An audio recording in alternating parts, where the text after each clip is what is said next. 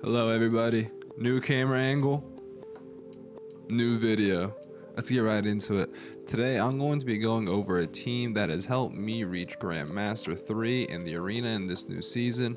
Now, as you guys can see, the season's almost over and Dark Cacao Awakened will be released tomorrow, I believe, but I just wanted to go ahead and make this video before this season ends, just so I can show you guys the effectiveness of the team, and if Dark Cacao gets released and is the meta, which he probably will be, I'll go ahead and make another video for that as well.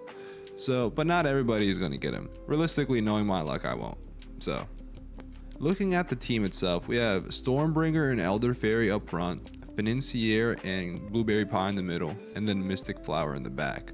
For the treasures, we have the Stopwatch, the Dream Conductor's Whistle, and the Explorer's Monocle. Now, the Monocle is pretty essential for this team because Mystic Flower will take a lot of damage, and she needs to have that 2-second cooldown, which takes away any possibility of damage resist, really, except for the toppings. And the reason why this is big is the Monocle keeps her alive, and when she inevitably dies, it keeps the team alive. Now let's go ahead and look at the toppings and biscuits. For Stormbringer, you're going to want to focus on all apple jelly with as much crit as possible. Now generally you can get up to 50% crit with just the toppings. For sub toppings on them, you want to focus on attack and a little bit of cooldown. Damage resist, that's really where you're going to want to be looking at. Frankly, if I could rank these, I'd say damage resist would be up there and attack and cooldown would be second and third. Now when it comes to the biscuit for Stormbringer, you're going to want to focus more on damage resist bypass and crit as well. Stormbringer's crit scaling maxes out at 80%, so the closer you can get to 80%, the better. But then from there, you really just want to maximize the damage dealing that she can do. Now looking at the next cookie, Elder Faerie, I haven't focused actually on full almonds, and in my opinion it's better to have him last until that 1 minute mark to give the boost for the team, so then when he essentially passes away again, he will be able to do his job.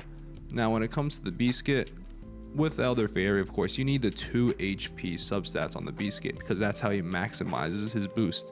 And then I toss on some cooldown on there as well, just so he can get more of that cool ability used to go along with the damage resist. Now, Financier is going to be all chocolate cooldown, and the reason being is Financier can survive anything. You could shoot Financier in the face with the tank, she will survive it.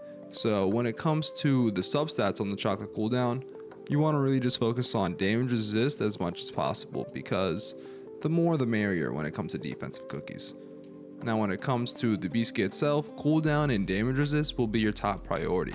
Like any defensive cookie, that's really where you're going to be doing. Elder Faerie being an exception, but every other cookie, cooldown and damage resist for defense. Now going into Blueberry Pie cookie. Blueberry Pie is actually a bit interesting. So before, she would generally be chocolate cooldown or raspberry because you wouldn't want her to deal as much damage. But with the release of her magic candy, Blueberry Pie actually scales off of crit heavily.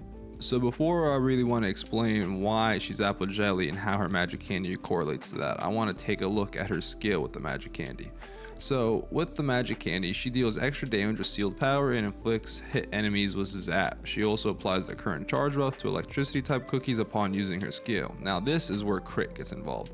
As you guys can see, her sealed power extra damage is 32.5% of her attack, then plus 2% per 1% of crit, capped at 200%. That means you can get up to 100% crit for Blueberry and have her scale off of that entirely. Now, as you guys can also see here, Zap does damage to the enemy every 1 second for 13 seconds and stacks, but this is where she stacks even more crit. Upon getting the current charge buff, she actually gets another 10%.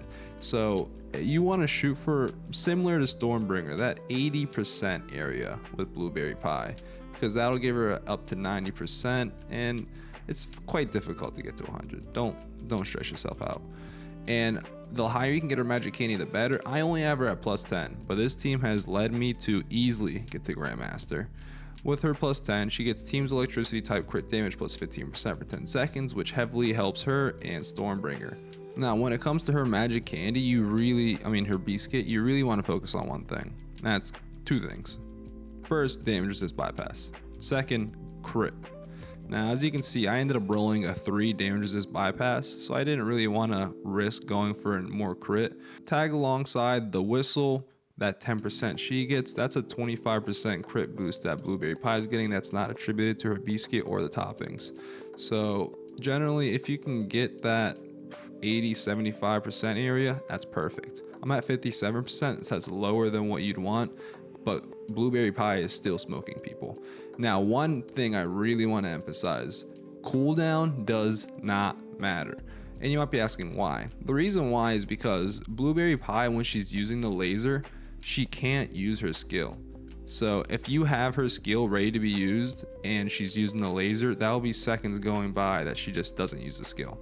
So it's better to just have focus on Apple Jelly with as much crit and attack as possible than focusing on the cooldown. Blueberry Pie, Financier, and Stormbringer are almost always going to be the last 3 cookies alive. Now we are at Mystic Flower. Mystic Flower has the hardest build. I hate to say it, but just like White Lily, she needs that 2-second cooldown. Now she actually gets that 2-second cooldown at 44.5%. And as you can see here, I got it up to 44.8. So when it comes to the toppings, you want to focus as much cooldown as possible. If you can get damage resist, that's good as well, but I literally just took my toppings that had the highest cooldown substats and threw them on there.